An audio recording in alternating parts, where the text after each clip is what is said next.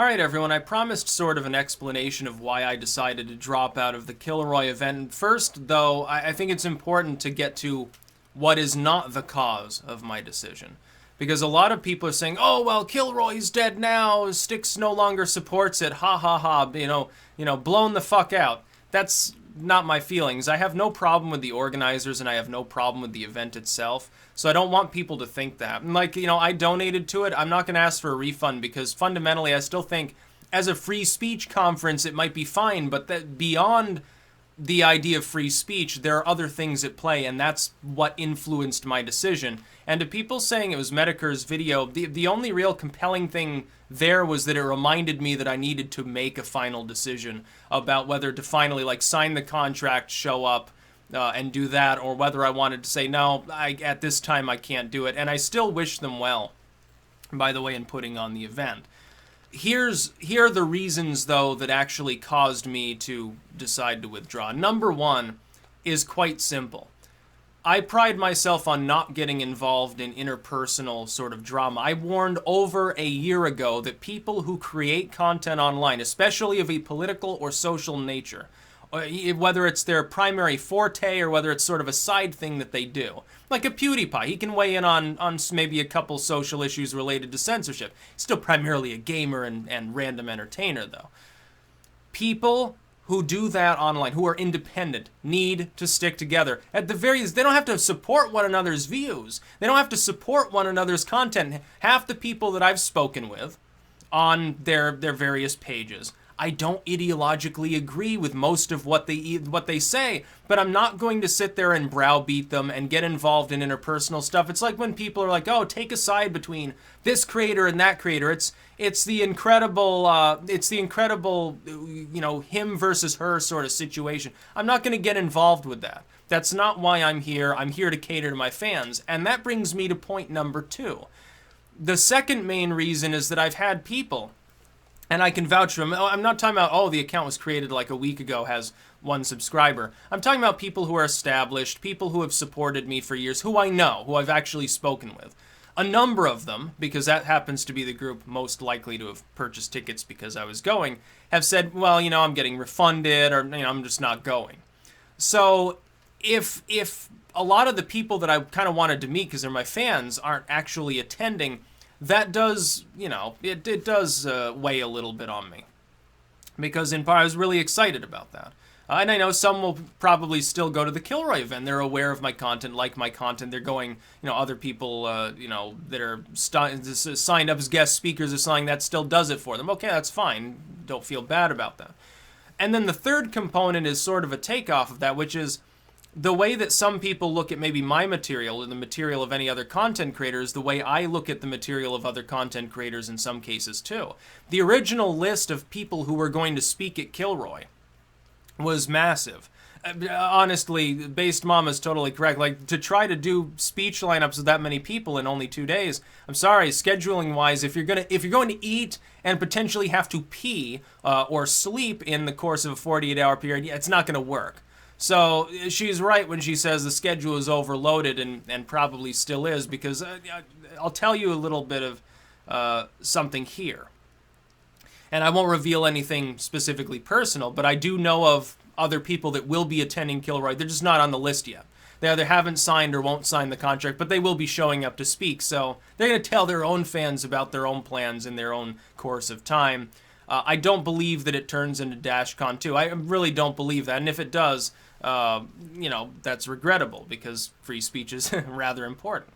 But third to that is that a lot of the people that I most wanted to see at Kilroy aren't going to be attending Kilroy. Like Lauren Southern's not going to be there. Sargon's not going to be there.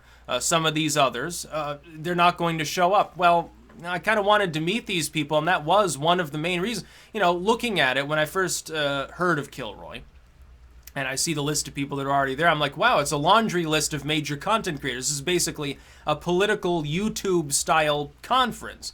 That's great. I get to meet all these people. And, we're all good at organizing anyway, or we wouldn't have substantial fan bases. So, don't worry. It'll be no problem. The money will pour in. I correctly assumed that it wouldn't be long before it hit its fundraising goal. They probably could have doubled that goal and still hit it. But then things started to break down around the Tim Pool and Faith Goldie stuff, and it just causes too much drama. Too many people withdrew, honestly, that I wanted to see. And it's turning into something that's not really a YouTube conference. And this was alluded to openly by Base Mom. She's like, oh, we're taking this away from sort of the YouTube politics thing. We're trying to get, some academics, political figures. Like, I think there's a couple libertarian, politicians. There's some, academic speakers that are going to show up. More power to you. That's fine. From a franchising angle, may be great. I'm not part of that crowd, though. I'm not particularly interested in meeting politicians. I'm not interested in meeting academics. I'm interested in meeting other content creators. That sort of just doesn't do it for me. And as far as all these people, again, that are still going to be speaking there, I have no problem with any of them. But the list, as it is now, is not the same as it was before in the number of people that I would actually be, I know anything about their work. I'm interested specifically in sort of what they do. It's not as many people. It's for someone like me who has my specific set of interests, it's not going to be as fun. For somebody who wants specifically just the free speech conference in a nutshell, doesn't really matter what the composition is, Kilroy will probably be a fun event. For somebody like me, maybe not so much. So yeah, I won't be attending the Kilroy event. I wish them well. My hope is that they're successful, and that the next time, if there's a Kilroy 2.0, they'll learn from, mistakes that were made with this one, iron them out, make sure everything's smooth and goes off without a hitch next time, and it'll be even better.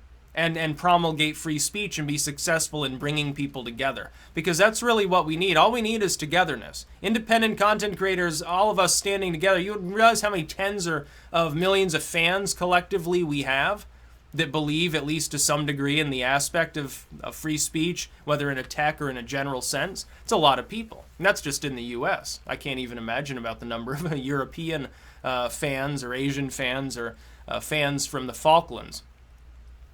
Yeah, there's a lot of people. Probably about 100 million people collectively. If you go through the entire span of the alt entertainment too, that occasionally pledges itself towards anti-censorship goals. It's an army of people that can easily and efficiently coordinate with one another, build their content up, spread it around. No tech firm can censor that. It's too many people. It's too interconnected, and there are too many competing tech firms that'll rise up in their place if they piss off too much of their audience. I'm still optimistic long-term about the alt media, about defeating web censorship, and about stabilizing basically the internet for the benefit of the world long-term. Short-term, though, this is just another symptom of the short-term pessimism that I've alluded to. There is too much goddamn infighting.